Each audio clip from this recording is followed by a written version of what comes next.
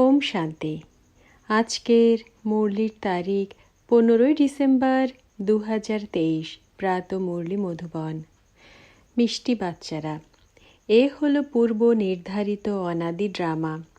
এই ড্রামাতে প্রতিটি অ্যাক্টরের part fixed রয়েছে। কারো মোক্ষ লাভ হওয়া সম্ভব নয়।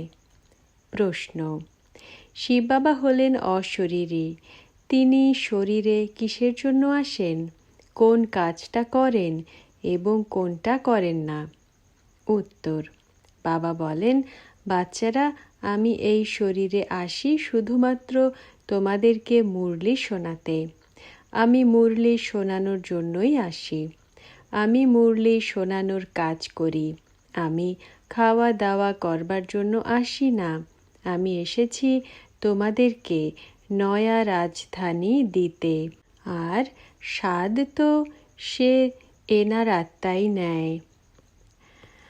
ধারণার জন্য মুখ্য সার। প্রথম পয়েন্ট: জ্ঞানকে ভালো করে ধারণ করবার জন্য পবিত্রতার ব্রত গ্রহণ করতে হবে।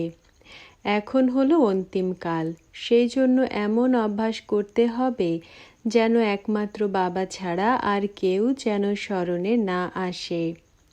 দ্বিতীয় পয়েন্ট: দধিচি ঋষির মতো সেবা করে বিকারের ওপরে বিজয় লাভ করে জগজ্জিত হতে হবে।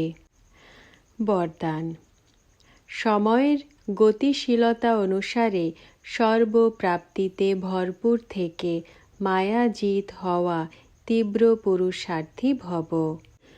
ব্যাখ্যা: বাপদাদা যত কিছু প্রাপ্তি করিয়েছেন সেই সর্বপ্রাপ্তিগুলিকে নিজের মধ্যে জমা করে ভরপুর থাকো।